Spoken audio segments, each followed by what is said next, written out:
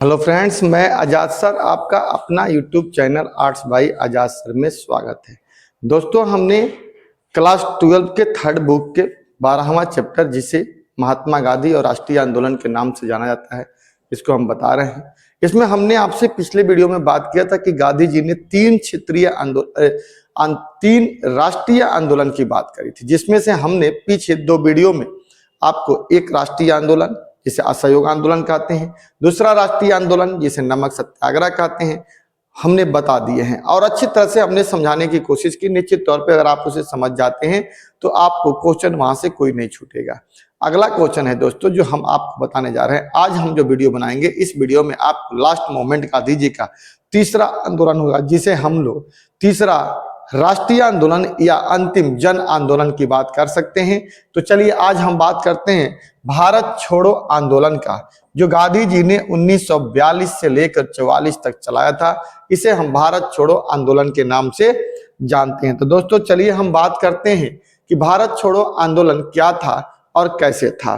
कहते हैं कि क्रिप्स मिशन की असफलता, जो क्रिप्स मिशन 1942 के मार्च का महीने में आई थी, क्रिप्स मिशन की असफलता के कारण या असफल होने के बाद गांधी जी ने भारत में एक आंदोलन की शुरुआत की, जिसे हम भारत छोड़ो आंदोलन के नाम से जानते हैं। ये बात बिल्कुल सही है दोस्तों कि भारत छोड़ो आंदोलन क्रिप्स मिशन की असफलता का ही परिणाम था, जिसके बाद 8 अगस्त 1942 को गांधी जी ने इस आंदोलन की शुरुआत की और इसी दिन अंग्रेजों ने एक 0 आवर ऑपरेशन चला करके सारे भारत के राष्ट्रीय नेताओं को पकड़ करके अलग अलग जगहों पर उन्हें जेल में डाल दिया, जिसके कारण आंदोलन नेतृत्व विहीन हो गया और एक बड़ा सा ये जन आंदोलन बन करके निकल गया। लेकिन दोस्तों, किसी भी आंदोलन की शुरुआत हो तो उसके लिए उसके पीछे के कई कारण महत्वपूर्ण माने जाते हैं। हमने तो दोस्तों 12वीं क्लास को ध्यान में रखते हुए इसको यहीं से बनाने की कोशिश की है वीडियो को,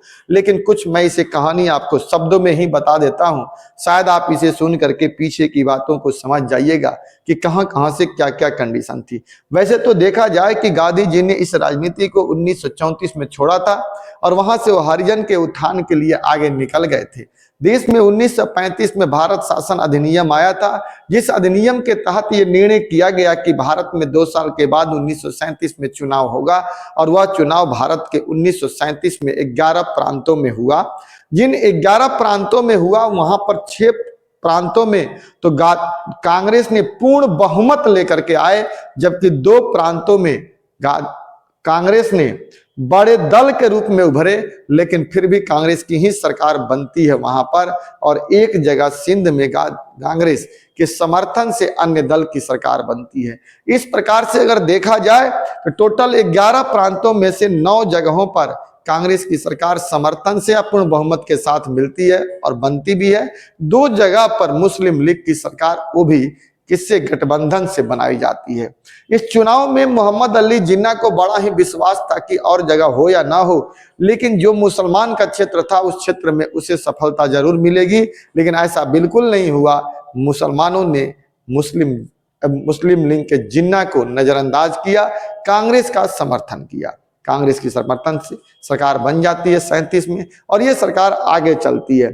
इसी बीच क्या होता है कि 1939 में सेकेंड वर्ल्ड वार दुनिया में छिड़ जाता है और सेकेंड वर्ल्ड वार छिड़ने के बाद हिंदुस्तान को सेकेंड वर्ल्ड वार में शामिल कर लेते हैं ब्रिटिश शासक। लेकिन ये भारत से कभी पूछते नहीं है। भारत में प्रांतों में सरकार चल रही थी, कांग्रेस की सरकार चल रही थी, लेकिन कांग्रेस से अंग्रेज ये नहीं पूछते हैं कि क्या आप सेकेंड वर्ल्ड वार में शामिल होइएगा या नहीं होइएगा, इस बात की कोई भनक नहीं रहती है। इससे नाराज हो करके कांग्रेस कार्यकारी समिति ने क्या कर दिया, 28 महीने की सरकार तो चली थी, 1939 में इस्तीफा दे दिया। और इस्तीफा देने के बाद गांधी जी ने आगे बढ़ा और अंग्रेजों से एक मांग रखी, जिसे हम कहते हैं संविधान सभा की मांग, लेकिन अंग्रेजों ने स्वीकार नहीं किया। और तब गांधी जी ने 1940 में एक अगस्त व्यक्तिगत सत्याग्रह की शुरुआत की। व्यक्तिगत सत्याग्रह, जिसे दिल्ली चलो के नाम से भी जाना जाता है, ये 1940 में शुरुआत हुआ। 1940 में ही अगस्त प्रस्ताव भी अंग्रेजों की तरफ से आया, ताकि हम क्या करें, भारत को मना लिया जाए और उसे सेकेंड वर्ल्ड वॉर में शामिल कर लिया जाए। लेकिन भारत नहीं मानता है और सेकेंड वर्ल्ड वॉर में शामिल नहीं होता है। इसके बाद भी 1942 में क्रिप्स मिशन आता है और उस क्रिप्स मिशन के माध्यम से भारत को कुछ सुविधाएं दी जाती हैं, जिसमें कहा जाता है कि सुविधाएं पूर्ण स्वराज हो या अन्य चीजें स्वतंत्र आज सेकेंड वर्ल्ड वॉर के बाद आपको मिल जाएगा, लेकिन हम कहते हैं कि पहले चाहिए, इसलिए स्वीकार नहीं करते हैं और क्रिप्स मिशन भी असफल हो जाता है। ये छोटी छोटी बातें हमने पहले आपको बताया ताकि इन्हीं पृष्ठभूमि से निकल करके हम आगे आते हैं, भारत छोड़ो आंदोलन की तरफ आते हैं। तो चलिए देखते हैं हम लोग कि भारत छोड़ो आंदोलन क्या था। क्रिप्स मिशन की विफलता के बाद गांधी जी ने अगस्त 1942 में मुंबई से भारत छोड़ो आंदोलन शुरू किया। कहां से शुरू किया? मुंबई से। तुरंत ही गांधी जी और अन्य वरिष्ठ नेताओं को गिरफ्तार कर लिया गया, लेकिन पूरे देश में युवा कार्यकर्ताओं ने हमले और तोड़फोड़ की। देखिए मैंने पहले कहा था ना कि जैसे ही अगस्त में 8 अगस्त यानी मान के चलिए कि मध्य रात्रि 7 को गांधी जी आंदोलन की शुरुआत करते हैं और वहीं पर एक भाषण भी देते हैं और कहते भी है कि मैं आपको एक मूल मंत्र दे रहा हूं, इसके लिए कुछ करिए, या तो देश की आजादी के लिए कुछ करिए या मर जाइए, यानी या करो या मरो का मूल मंत्र देते हैं। किस मोमेंट में? क्विट इंडिया मूवमेंट के दौरान, ठीक है। और भारत छोड़ो आंदोलन की शुरुआत हो जाती है। यहां से क्वेश्चन आता है कि क्या भारत छोड़ो आंदोलन एक जन आंदोलन था? अगर जन आंदोलन था तो आप इसे बताइए। ये 12वीं क्लास में क्वेश्चन आता है। बाकी तो जो हम बोल रहे हैं ये MCQ भी आता है, ऑपरेशन 0 आवर भी पूछा गया है, कंपटीशन हो या क्लास 12वीं हो। अब देखिए दोस्तों, तुरंत ही गांधी जी और अन्य वरिष्ठ नेताओं को गिरफ्तार कर लिया गया, लेकिन पूरे देश में युवा कार्यकर्ता ने हमले और तोड़फोड़ की। भारत छोड़ो आंदोलन एक जन आंदोलन के रूप में लाया जा रहा था, जिसमें सैकड़ों हजार आम नागरिक और युवा अपने कॉलेजों को छोड़कर जेल में चले गए। अर्थात जेल भरो योजना भी यहां पे चली, जेल भरो आंदोलन चला। युवा पूरी तरह से आ चुके थे रोड पर। इस दौरान जब कांग्रेसी नेता जेल में थे तो जिला और अन्य मुस्लिम लीग नेताओं ने पंजाब और सिंध में अपना प्रभाव बढ़ाने के लिए धैर्य से काम किया। जहां उनकी उपस्थिति बहुत ही कम थी, फिर भी धैर्य रखा। जून 1944 में गांधी जी को जेल से रिहा कर दिया गया। आंदोलन पूरी तरह से हिंसक हो चुका था, खून की दरिया इस आंदोलन में बह चुकी थी। युवाओं को कोई नेतृत्व ही नहीं था। बहुत सारे नेता भूमिगत हो गए थे, जिसमें से जयप्रकाश नारायण हो या मेहता, उषा मेहता, इन लोगों ने तो भूमिगत होकर के रेडियो के माध्यम से आंदोलन को समर्थन किया और आंदोलन को बढ़ाने का काम किया। बाकी तो सारे नेता पकड़ करके क्या कर दिए गए थे? जेल में डाल दिए गए थे। यहां तक कि गांधी जी को भी पकड़ करके आगा खां पैलेस में बंद कर दिया गया था। आंदोलन बिल्कुल नेतृत्व विहीन हो चुका था, हिंसक हो चुका था, कोई उस आंदोलन को देखने वाला नहीं था। गांधी जी जेल में चले गए थे। गांधी जी को 44 में जेल से रिहा कर दिया जाता है। बाद में उन्होंने मतभेदों को सुलझाने के लिए आंदोलन को वापस ले लेते हैं और जिन्ना के साथ बैठकर 1945 में इंग्लैंड क्या करते हैं? बात करते हैं। जिन्ना को शहीद आजम की उपाधि भी देते हैं, जो भगत सिंह को दी गई थी, और जिन्ना से बात करते हैं। गांधी जी निकलने के बाद जब 1944 में आंदोलन को स्थगित कर देते हैं हिंसा की वजह से, और अनशन पर बैठते हैं और अनशन को तोड़ करके अनशन से निकल करके आंदोलन को स्थगित कर देते हैं। और फिर जिन्ना से वार्तालाप करते हैं और वार्तालाप करके कहते हैं कि आप साथ में आइए। जिन्ना इस बात को मानने को तैयार नहीं रहता है, क्योंकि जिन्ना 1940 में द्वीप राष्ट्र का सिद्धांत दे चुका होता है अपनी लाहौर अधिवेशन में, और वहां से हिंदुस्तान और पाकिस्तान दो शब्दों की बात होने लगती है, दोनों मुल्क यानी राष्ट्र के रूप में। गांधी जी बड़ी कोशिश करते हैं कि आजादी मिल जाने दो, हम तुम्हारी बातें मान लेंगे, लेकिन जिन्ना बात मानने को तैयार नहीं होता है। और इसी बीच सेकेंड वर्ल्ड वॉर समाप्त हो जाता है 1945 में। और 1945 में सेकेंड वर्ल्ड वॉर समाप्त होने के बाद लंदन में वहां पर चुनाव होता है, और वहां पर चुनाव होने के बाद लेबर पार्टी, जो टोरी पार्टी लेबर पार्टी दो वहां होती है, लेबर पार्टी का सरकार बनती है जिसका प्रधानमंत्री क्लीमेंट एटली होता है। क्लीमेंट एटली एक उदारवादी नेता होता है जो ये मान के चलता है कि भारत को आजाद कर देना चाहिए और आजादी की प्रक्रिया में कदम आगे बढ़ा देता है और प्रोसेस में लग जाता है कि भारत को आजाद करना है। वही बात कर रहे हैं कि 1945 में इंग्लैंड में श्रम सरकार सत्ता में आई और भारत को स्वतंत्रता देने के लिए खुद को प्रतिबद्ध किया। भारत में लॉर्ड वेवेल ने कांग्रेस और लीग के साथ बैठकें की। 1946 के चुनाव में ध्रुवीकरण की पूरी तरह से देखा गया था जब कांग्रेस सामान्य श्रेणी में बट गई थी, लेकिन मुस्लिमों के लिए सीटें आरक्षित थी। ये सीटें मुस्लिम लीग ने भारी बहुमत से जीती थी। 46 में कैबिनेट मिशन आता है। अब देखिए उधर तो भारत छोड़ो आंदोलन समाप्त हो जाता है, लंदन में चुनाव होता है। लंदन के चुनाव के बाद निर्णय आता है कि भारत में क्या होगा, बंटवारा कर दिया जाए, भारत को आजाद कर दिया जाएगा। लेकिन पहले क्या किया जाएगा, संविधान सभा को लिखा जाएगा, संविधान सभा का गठन किया जाएगा और तब जाकर के क्लीमेंट एटली की सरकार लंदन में ही मार्च के महीने में 3 व्यक्ति के नेतृत्व में एक कमेटी का गठन करती है जिसका नाम होता है कैबिनेट मिशन, मार्च 1946 में। और वह कैबिनेट मिशन हिंदुस्तान में मई 1946 में आता है और आने के बाद यहां पर धीरे धीरे संविधान सभा के गठन की प्रक्रिया में लग जाता है और सारे नेताओं से मिलने जुलने के बाद वो निर्णय लेता है कि भारत के संविधान सभा में 389 लोग होने चाहिए, जिसके लिए चुनाव कराने की बात होती है, लेकिन चुनाव तो संभव था नहीं। इसीलिए अप्रत्यक्ष चुनाव यानी प्रांतीय जो विधानसभाएं थी उनको सीटें दी जाती है और 10 लाख की जनसंख्या पर एक व्यक्ति को नॉमिनेट करने की बात आती है और ऐसे में सार्वभौमिक मताधिकार वहां पर नहीं होता है। जून के महीने जून जुलाई में ये बात होती है, काम होता है और 10 लाख की संख्या पर एक व्यक्ति को नॉमिनेट कर लिया जाता है और इस प्रकार से संविधान सभा में टोटल 389 लोग सदस्य आ जाते हैं दोनों ही तरफ से। और तब जाकर के 9 दिसंबर 1946 को संविधान सभा की पहली बैठक होती है जिसमें अस्थायी अध्यक्ष डॉक्टर सच्चिदानंद सिन्हा को बनाया जाता है। ठीक है दोस्तों, तो देखिए क्या होता है। कैबिनेट मिशन 46 में आया लेकिन यह कांग्रेस को प्राप्त करने में विफल रहा और मुस्लिम लीग संघीय व्यवस्था पर सहमत हो गई जिसने भारत को एकजुट रखा और कुछ हद तक प्रांतों को स्वायत्तता प्रदान की गई। वार्ता की असफलता के बाद जिन्ना ने पाकिस्तान के लिए मांग को दबाने के लिए सीधे कार्रवाई दिवस का आह्वान कर दिया और देश में 16 अगस्त 1946 को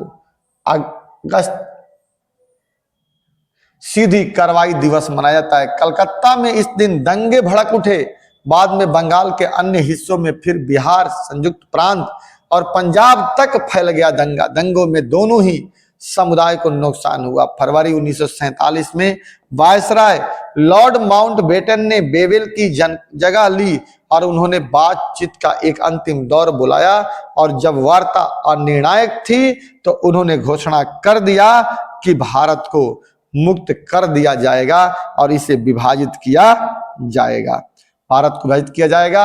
आखिरकार 15 अगस्त 1947 को सत्ता भारत को हस्तांतरित हो गई और इस दिन भारत क्या हुआ, आजाद हो गया। ठीक है, आजादी तो मिल गई लेकिन आजादी के क्षण बहुत ही दुखदायक हुए। कहते हैं कि एक तरफ जहां पाने की खुशी थी वहीं दूसरी तरफ अपनों को ही अपनों से खोने का गम भी सता रहा था, क्योंकि जहां आजादी मिली और सभी लोग खुश थे क्योंकि बड़ी लंबे समय के दुखद परिणामों का ये एक सुखद परिणाम दिखाई दे रहा था। लोगों के बलिदान का ये परिणाम दिखाई दे रहा था कि आजाद हिंदुस्तान में अब हम क्या ले रहे थे, सांसें ले रहे थे। लेकिन दूसरी तरफ अपने ही लोग अपनों के खून के प्यासे हो चुके थे। बंटवारे की वजह से हिंदू मुस्लिम राइट छिड़ा हुआ था। चलिए कोई बात, जो भी होता है वो देखा जाता है। इसी बीच में गांधी जी की बात आती है। हिंदुस्तान तो बढ़ जाता है, देश में दंगा छिड़ जाता है। महात्मा गांधी के अंतिम वीर दिवस की बात आती है। एनसीईआरटी की बात है, वहां पे हम बात करते हैं कि अंतिम वीर दिवस का मतलब क्या होता है। गांधी जी की इसी समय हत्या भी होगी। नवाखली में क्या होगा, दंगे छिड़ गए थे, वहां गांधी अकेले जाते हैं और जा करके वहां सभी को समझाते हैं। इसलिए गांधी जी को अंग्रेजों ने वन मैन बाउंड्री की उपाधि भी देते हैं। तो देखिए क्या होता है, गांधी जी ने आजादी के दिन को 24 घंटे उपवास के रूप में मनाया। ये देखिए, याद रखिएगा, एमसीक्यू में पूछ सकता है क्वेश्चन। चिन्हित किया, स्वतंत्रता संग्राम देश के विभाजन के साथ ही समाप्त हो गया और हिंदू और मुस्लिम एक दूसरे के जीवन चाह रहे थे। सितंबर और अक्टूबर के महीनों में गांधी जी अस्पतालों और शरणार्थियों शिविरों में घूम घूम कर घूमे और लोगों को सांत्वना दी कि उन्होंने सिखों और हिंदुओं और मुसलमानों से भी अतीत को भुलाने और मित्रता, सहयोग और शांति का हाथ बढ़ाने की अपील की। गांधी जी और नेहरू के समर्थन में कांग्रेस ने अल्पसंख्यकों के अधिकार पर प्रस्ताव पारित किया और कहा कि इसने आगे कहा कि पार्टी ने विभाजन को कभी स्वीकार नहीं किया, लेकिन इस पर उसे मजबूर किया गया। कांग्रेस ने कहा कि भारत एक लोकतांत्रिक धर्मनिरपेक्ष देश होगा, भविष्य में प्रत्येक नागरिक सम्मान होंगे और उनके हक की बात की जाएगी। और कांग्रेस ने भारत में अल्पसंख्यकों को आश्वस्त करने का प्रयास किया कि भारत में उनके अधिकारों की रक्षा की जाएगी। 26 जनवरी 1948 को गांधी जी ने कहा, पहले स्वतंत्रता दिवस इसी दिन मनाया जाता था, अब स्वतंत्रता आ गई है लेकिन इसका गहरा मोह भंग हो गया है। यानी लोग बिखर गए हैं। उनका मानना था कि सबसे बुरा है, या उन्होंने स्वयं को यह आशा करने की अनुमति दी कि यद्यपि भौगोलिक और राजनीतिक रूप से भारत दो भागों में विभाजित है, पर हम कभी भी मित्र और भाई होंगे जो एक दूसरे की मदद और सम्मान करेंगे और बाहरी दुनिया के लिए एक होंगे। गांधी जी सबको आश्वासन दे रहे थे, सबको जोड़ने की कोशिश कर रहे थे कि अभी भी कुछ भी गड़बड़ नहीं हुआ है। हम भौगोलिक दृष्टिकोण से भले ही अलग हो गए हैं, लेकिन अभी भी हम क्या हैं, मन के स्तर पर एक रहें तो एक रह सकते हैं और हम एकजुट हो सकते हैं। गांधी जी के हिंदू उग्रवादी नाथूराम गोडसे ने गोली मारकर हत्या कर दी थी। नाथूराम गोडसे हिंदू चरमपंथी अखबार के संपादक थे, जिन्होंने गांधी जी को मुसलमानों के एक अपीलकर्ता के रूप में निरूपित किया। यानी उन्होंने कहा कि गांधी जी मुसलमानों की मदद कर रहे थे, इसीलिए हमने गांधी जी को मार दिया। गांधी जी की मृत्यु से शोक की असाधारण अभिव्यक्ति हुई। भारत में राजनीतिक स्पेक्ट्रम पर श्रद्धांजलि अर्पित की गई और जॉर्ज ऑरवेल, ऑस्टिन आदि ने टाइम्स पत्रिका से सराहना की और कहा कि कहते हुए टाइम्स पत्रिका ने उनकी मृत्यु की तुलना अमेरिका के अब्राहम लिंकन से कर डाली कि अब्राहम लिंकन से कम कहीं गांधी नहीं थे हिंदुस्तान के लिए। इस प्रकार गांधी का अंत हो जाता है।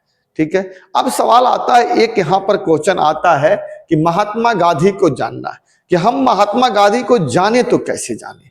क्या महात्मा गांधी तो रहे नहीं, किताबों को पढ़ के समझ सकते हैं, उनके लेटर को समझ सकते हैं, उनके कुछ भाषणों को देख सकते हैं, लेकिन सबके मतलब तो अलग अलग होते हैं। एनसीईआरटी इस बात को समझाने की कोशिश करता है कि गांधी जी को हम किस आधार पर जाने, यानी स्रोत क्या है। तो हम इसमें गांधी जी के जानकारी के स्रोत पढ़ेंगे कि कैसे गांधी जी को हम जानने का प्रयास करते हैं। तो देखिए, अलग अलग स्रोत हैं गांधी जी को जानने के लिए, जिनसे राष्ट्रीय आंदोलन के इतिहास और गांधी जी के राजनीतिक कैरियर का पुनर्निर्माण किया जा सकता है। घटनाओं को जानने के लिए महात्मा गांधी और उनके समकालीन के जो लोग थे उनको जानना पड़ेगा। तो सबसे पहला इसमें आता है लेखन और भाषण, महत्वपूर्ण स्रोत थे। अब देखिए, गांधी जी जो लिखते थे शायद वो, और जो भाषण देते थे वो, ये भी गांधी जी के जानकारी का एक स्रोत है, जो कि उनकी लिखावट से, उनके भाषण से, उनके व्यक्तित्व की पहचान चल जाती है। हालांकि एक अंतर तो है, क्या है, एक अंतर तो है कि भाषण सार्वजनिक करने के लिए होते हैं, लेकिन जीवन तो व्यक्तिगत होता है। जो हम भाषण में बोलते हैं, क्या वो अपने जीवन में उतारते हैं? शायद कम हो सकता है, उतार भी ले, लेकिन बहुत कम करने के लिए थे। जबकि निजी पत्र और भावनाओं और सोच को व्यक्त करने के लिए होते हैं। और निजी पत्र की बात करें गांधी जी के, तो ये तो अपनी भावनाओं को और सोच को व्यक्त करता है कि आप किसी को निजी पत्र लिखते हैं तो आपकी भावनाएं क्या है और सोच किस प्रकार का है। तो इससे भी हम गांधी जी के बारे में पूर्ण रूप से जानकारी प्राप्त नहीं कर पाते हैं, जिन्हें सार्वजनिक रूप से बदल नहीं किया जा सकता। ठीक है, व्यक्तियों को लिखे गए कई पत्र व्यक्तिगत थे, लेकिन वे जनता के लिए भी थे। पत्र की भाषा को इस प्रकार से जागरूकता से आकार दिया गया था कि इसे प्रकाशित किया जा सकता है, इसलिए यह अक्सर लोगों को स्वतंत्र रूप से अपनी राय व्यक्त करने में रोकता है। तो तीसरी बात भी असफल, थोड़ी बहुत जानकारी देगा। तीसरा क्या था? तीसरा आत्मकथाएं, गांधी जी की आत्मकथाएं। अब देखिए, गांधी जी की आत्मकथा से जानकारी तो मिल सकती है, लेकिन आपको यह भी जानकारी होना चाहिए कि जब भी कोई व्यक्ति होता है, जिंदा वक्त में अपनी तो आत्मकथाएं खुद लिखता नहीं है, मरने के बाद कोई दूसरा व्यक्ति उसकी स्मृति के आधार पर लिखता है, तो कितनी सही और कितना गलत हो सकता है, इसको भी उचित ठहराना बड़ा मुश्किल हो सकता है। तो आत्मकथाएं हमें तो अतीत को लेखा जोखा देती है, लेकिन इसे पढ़ाते और व्याख्या करते समय सावधानी बरतने की जरूरत है। वे लेखक की स्मृति पर आधारित होता है, लिखे गए होते हैं कि कितना सही होगा कितना गलत होगा तो वो बताएगा। ऐसे में ही सरकारी अभिलेख भी हैं और अधिकार पत्र भी होते हैं।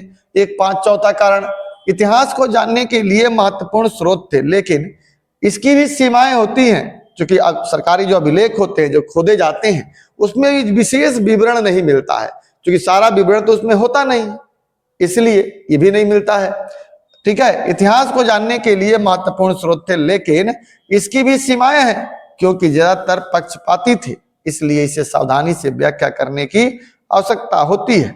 अंग्रेजी और अन्य वर्नाकुलर प्रेस में समाचार पत्र की भाषाओं ने गांधी जी के आंदोलन, राष्ट्रीय आंदोलन और स्वतंत्रता संग्राम आंदोलन और गांधी जी के बारे में भारतीयों की भावनाओं को ट्रैक किया। समाचार पत्र को उतने अयोग्य के रूप में नहीं देखा जाता चाहिए, क्योंकि वे तो उन लोगों के द्वारा प्रकाशित किए गए थे जिनके पास अपनी राजनीतिक राय और विचार होते हैं। इस प्रकार गांधी जी के बारे में जानकारी के लिए हमें 4 स्रोत बताया गया है। इन 4 स्रोतों से हम बहुत हद तक गांधी जी के बारे में जान सकते हैं कि गांधी क्या सोचते थे और क्या करते थे। लेकिन ये कहना कि इन 4 स्रोतों से हम पूर्ण जानकारी गांधी जी को प्राप्त कर लें तो शायद ये बड़ी मुश्किल होगा। इसलिए जो स्रोत हैं उनकी कुछ त्रुटियां जरूर होती हैं, कुछ कमियां जरूर होती हैं। उन कमियों को नजरअंदाज किया जाए तो उस व्यक्ति के बारे में हम संपूर्ण तो नहीं लेकिन बहुत हद तक जानकारी प्राप्त कर सकते हैं। इस प्रकार दोस्तों आज हमने इस चैप्टर को कंप्लीट किया। टोटल हमने इसमें 5 वीडियो आपको बनाया है, थोड़े थोड़े छोटे छोटे स्तर पर ही बनाया है, लेकिन मेरी कोशिश रही है कि मैं पूर्ण रूप से इस वीडियो को कंप्लीट कराऊं और अच्छे से कराऊं, ताकि अगर पूरी सावधानी पूर्वक आप ये 5 वीडियो अगर देख लेते हैं इस चैप्टर का, तो मेरा वादा है कि आपका इस चैप्टर से कोई भी क्वेश्चन जो आएगा वो छूटेगा नहीं। अगर वीडियो आप स्लिप करके नहीं देखेंगे तो पूरा वीडियो अगर देखते हैं तो आपको निश्चित तौर पे पसंद आएगा। हो सकता है कि वीडियो थोड़ी बड़ी हो जाए, लेकिन कंसेप्ट आपके अधूरे कभी नहीं मिलेंगे। जो कंसेप्ट मिलेंगे वो पूरी तरह से एकदम सही तरीके से मिलेंगे और क्वेश्चन यहाँ से आएगा, आप इसे लिख सकते हैं। दोस्तों अगर आपको ये वीडियो अच्छा लगे तो आप इसे लाइक जरूर करिएगा, सब्सक्राइब भी करिएगा और दोस्तों के बीच में शेयर करिएगा। जय हिंद, जय भारत।